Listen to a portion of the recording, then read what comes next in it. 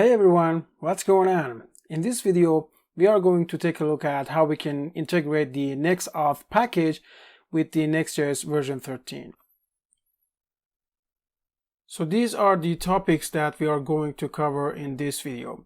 First of all, we are going to set up the next-auth package with the Next.js version 13 and then apply the credential provider into the authentication system. Credential provider means that we are just using password to authenticate the users. And then we apply sign-in and sign-out functionality in our components. And also we want to use a next-auth middleware to protect some of the routes of our application. This is the final form of application that we are going to create today. This application has 3 pages: home, admin, and panel. The home page, everyone can see it. But the admin and panel, in order to access them, you have to be authenticated or logged in. So if I go ahead and click on the admin page here, you can see that we are forwarded into the login page. So I'm going to enter my username and password here.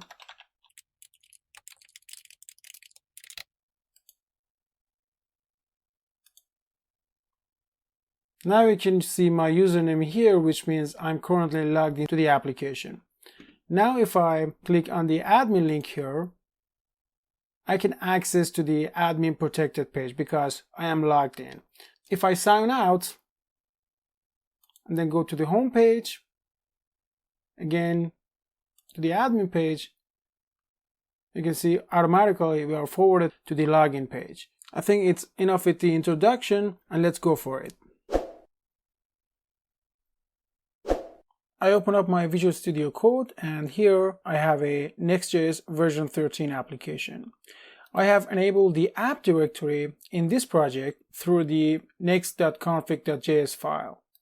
And in the pages directory, I don't have any pages here, but instead in the app directory, I have created 4 pages. One, the home page, with just a empty page with a custom message that says this is a home page, everyone can see it. That's it. And also I have a root layout which has a app bar here. And if I go to the app bar, I have 3 links in the app bar, one for the home page, one for the admin page, and one for the /admin/panel page.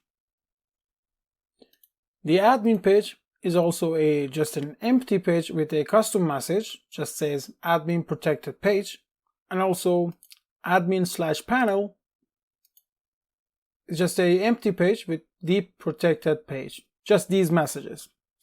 And also I have a /auth/login page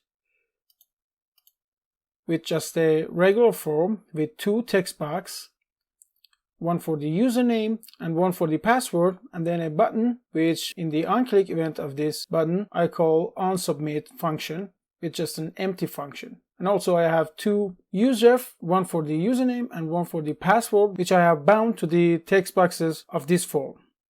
The reason that I have useRef here instead of useState is because I don't want this page re-render on every input changes on these 2 text boxes. But I know this is not a good idea to create a form using useRef or useState. You should use libraries like Formic or React Hook forms, but in this video we're not going to cover them. So we just use the easy way. So the first thing I want to do here is to install next-auth package. So I open up my terminal and just type npm install next-auth. And because I have already installed this package, I'm not going to hit enter here. So I close this off. To add next-auth into our project, we have to create a file called next-auth.js, just like this, into the pages/API/auth directory in our application. This file contains a dynamic route handler which handles all the requests that comes from /API/auth. This file also contains the global configuration for the next-auth package. So I go to the pages directory, and here inside the API, I'm going to create a folder named auth, and then in this folder, I'm going to create a .next-auth.ts. I go to the documentation of the next-auth here, and inside the getting started page, I found the initial codes of the next.auth file. So I copy them and go back to the VS Code and paste them in the next.auth file here. And here in the provider list, just get rid of the GitHub provider here. And also this line. And since I am using the TypeScript, I'm going to give it a type here, next.auth options, and import it from the next.auth. So now it gives me the auto-completion for the configuration of this file. Next thing, we have to choose a provider for our authentication system. Essentially, providers are services that allows user to sign in to our application. Of course, we can have more than just one provider. So I go back to the next.auth documentation, and here inside the provider section of the documentation, we can see all providers that are supported within the next.auth authentication system. The provider that we are going to talk about in this video is the credential. So credentials provider allows user to log into the application with just a username and password. So here I just copy and paste the credential providers that is provided as an example in this page, and go back to the next-auth.js file and paste the credential providers inside the provider list. And then I import the credential provider from the next.auth, and here we get an error. It's because we have to remove these curly braces for the credential provider's import. So now the error is gone. Here we have a name for our providers, and here we have a credentials object which defines the username and password. So in order to sign in through the credentials provider, the user must have a username and password. You can see that the label for the username and also for the password, and it's just because next.auth can automatically create the login form for you. So you can specify the label for the username and label for the password, and also the type of the input inside the login form. In this tutorial, we're not going to use default form of login for the credentials. We are going to use our own custom login form for the sign-in of the user. So the next thing and most important thing in this credential provider, we have the Authorize function. So essentially, when we call sign-in function, which provided by the next.auth, this Authorize function will be called. In this function, we can find our user from the backend database and then check if the user is found and its usernames and password are valid. Then we return the user, and else if the username and password are not valid, we return null. So when we return a null from this Authorize function, essentially we reject the request for login to our application through the next.auth. So now let me clear this dummy user authentication here and replace it with a real world example. So here, the first thing we want to do is to destructure the username and password from this credential here. So I say const username and also password equals to credentials. And to get rid of this error here, we say as any. And then we send the username and password to a post request to our backend like this.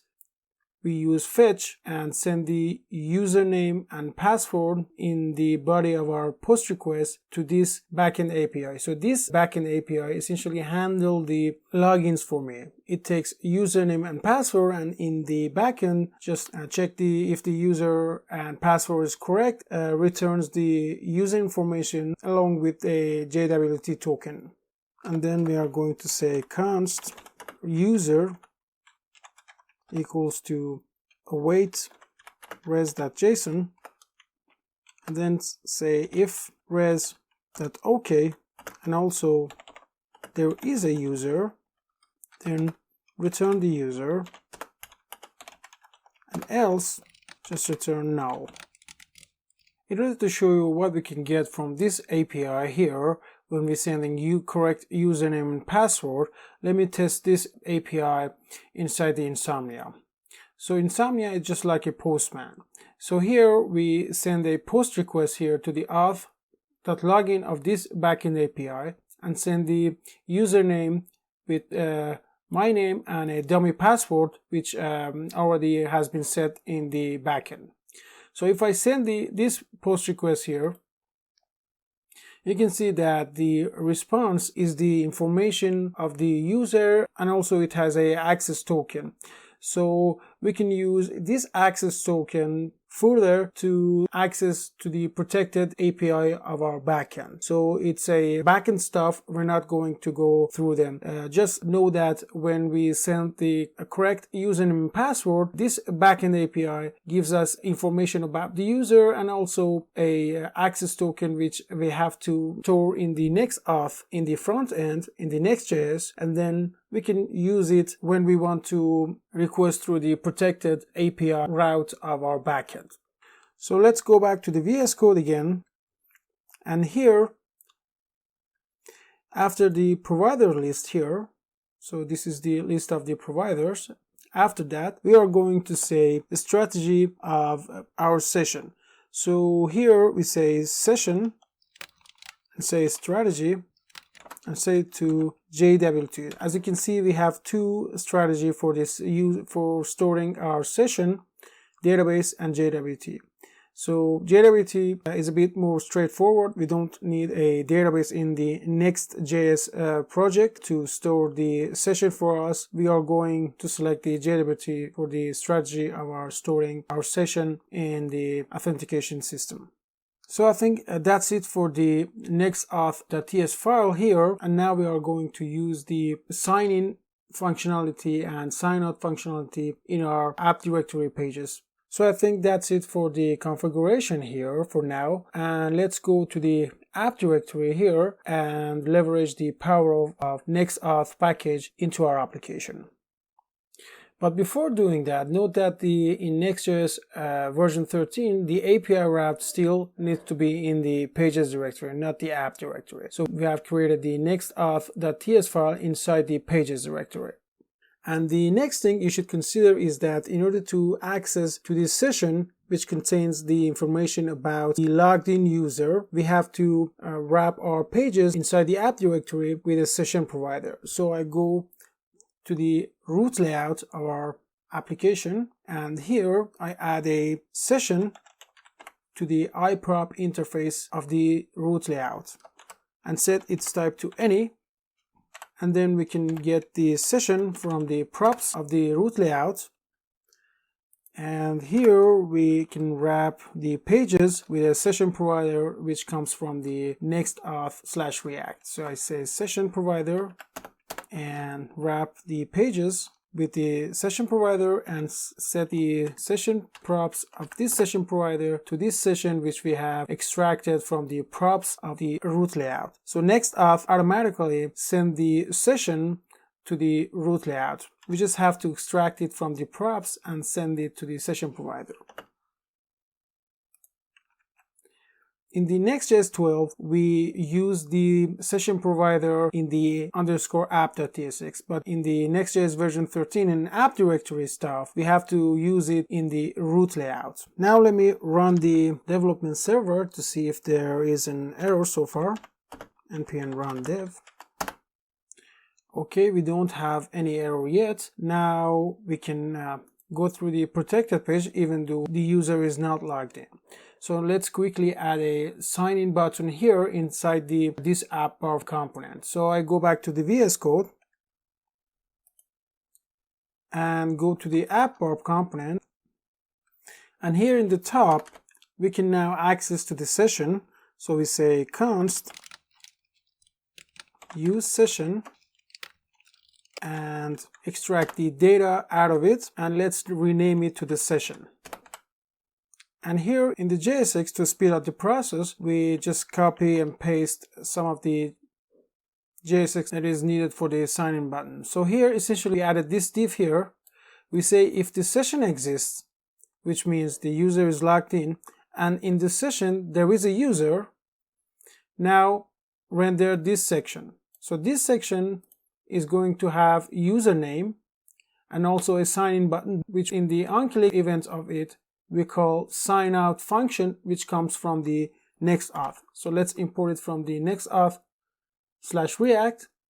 And if the session is not available, which means that the user is not logged in, show a button with a sign-in name, and in the onClick event of it, call the sign-in function, which again comes from the next-auth/react. So that's it. So let's save this and go back to our browser. And here we can see that we have a sign-in button here. So if I click on this, we will be forwarded to a login page which has been created by the next-auth automatically. So to use our custom login page, we have to go to the next-auth configuration file in the pages/api/auth, and here at the end of it, we are going to add a property named pages, and inside the pages object, we set the address of our sign-in form. So I say sign in and set the path of our sign-in form. The sign-in form of our application is inside the app/auth/login. So I say /auth/login. So if I save this and go back to the browser, set back, if I click on the sign-in, now we are forwarded to the custom login page that we created ourselves, not just the one that is created by the next-auth. So now let's implement the sign-in functionality inside the custom login page. Go to the /auth/login and open up the login page, and here you can see that after clicking the login button, the onSubmit function is called. So inside the onSubmit function, we just have to call the sign-in function, which comes from the next-auth package. So here we say const result equals to await sign-in, and this time we have to pass two arguments. One, the name of our provider, which is credential, and the other is an object that contains our username and password. So here we say username and set it to this username state. So I say username dot current, since it's a user, and also password, and set it to pass dot current, which contains the user password, and we set redirect to true because we want to redirect the user after the sign-in function is complete, and then set callback URL to our home page. So now when we call this sign-in function with the name of provider and the object which contains the username and password, we actually calling this authorize function here. So this function in turn extract the username and password from the credentials object and then send it to the backend API and check if the user is returned with the backend information and the response is okay, send the user to the session, and else return null to the session. So here in the app bar, we can check the session. If there is a session, it's not null, and if there is a user inside it, we can say that the user is logged in, and we can access to the username of the current user. And now let me go back to the browser and test it. So here in the login page, I enter my username and password,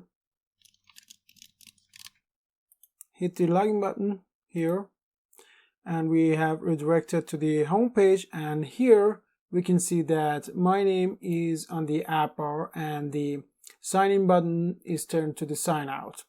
And if I click on the sign out button, you can see that the user is now logged out and the username is now gone. So again, if I sign in,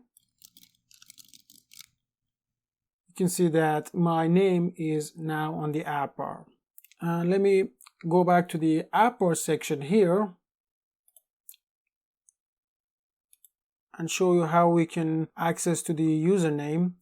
So essentially here we say that if the session exists and there is a user inside it, show the username and show a button with the sign out functionality. And if the session is undefined or null, show the sign in button, which means that the user is not logged in or sign out.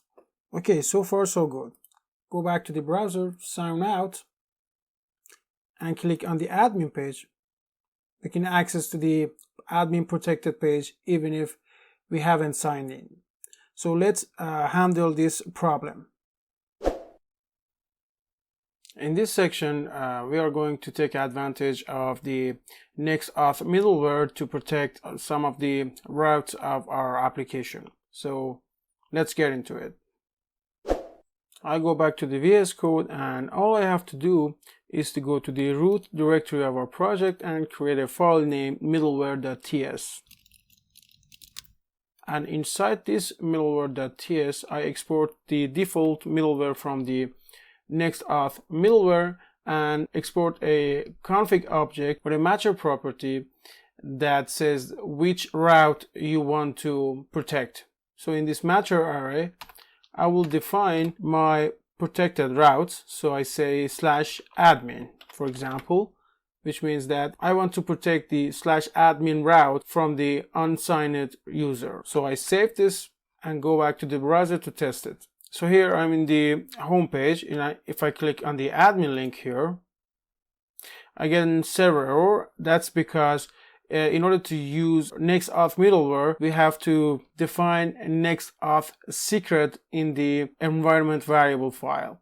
So I go back to the VS Code and go to the .env file, and here I put the next-auth _secret to a random string. And also we have to define a next-auth _URL to the root domain of our project. We are running our project in a development server, so we have to specify the address of the development server. In the production, you have to specify the root domain in which your project is running. So I save this and go back to the browser and refresh the page, go back to the home, and again click on the admin, and here we go.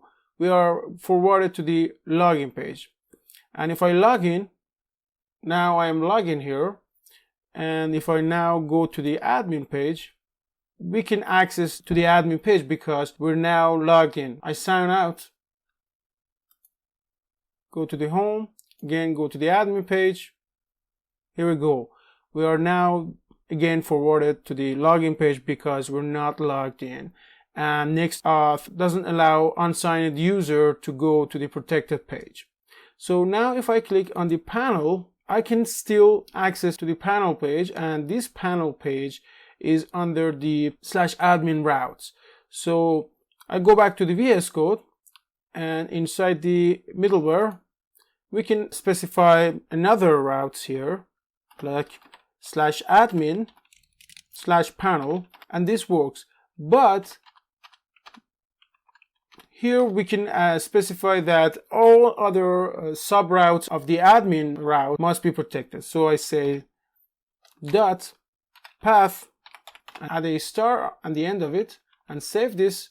Now go back to the VS Code or go to the home and directly go to the panel. And here we go, we are forwarded to the login page because we're not logged in. So let's log in.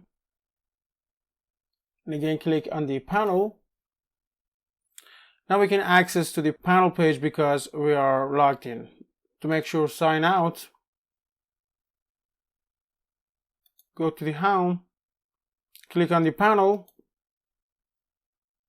We are headed to the login page. Logged in again. Now go to the panel. We can access to the panel page because we have specified that all of the subroutes under the admin route must be protected. So I think that's it for today. And before ending this video, let me quickly recap what we have done in this video. First of all, we installed the next-auth package and then created a next-auth dynamic routes inside the pages API auth folder. And in this file, we said that we want to use credential provider. And so we added a credential provider with the credential username and password. And then we specify a function called Authorize. And this function takes a credentials argument, and then inside it, we extract the username and password from the credentials and send them to the backend API, which checks if a user with this username and password exists. We send this response which contains a user to the session. And if the username doesn't exist, we just return null to the session. And then we specify the JWT strategy for persisting our session in the server, and also we specify that we want to use /auth/login page when we call the sign-in function without any parameters. And then we go to the login page, auth.login here. We created a form with username and password, and then call on the onSubmit event of the form, we call the sign-in function which comes from the next-auth, and here specify that we want to use credentials, and then send the username and password to this function, and also set the redirect true and a callback URL to our root route, our project. And that's it. And inside the app bar, we can access to the use session, which this use session return a session which in turn contain the user information. If the user is logged in, the session is existed, which is not undefined, and inside the session there is a user object, and if the user is not logged in, the session is undefined. So in that way we can find that if the user is now logged in to our application or not. And one thing you should consider here, in order to access to the use session, your component needs to be a client component. We didn't specify use client here because in the root layout of our app directory, we use client here. So now all of our components are client components. We use client here because the session provider needs to be in a client component in order to work correctly. So I think that's it for today, and in the next video I have a surprise for you, so be sure to subscribe to the channel. Stay tuned for the next video. Bye bye.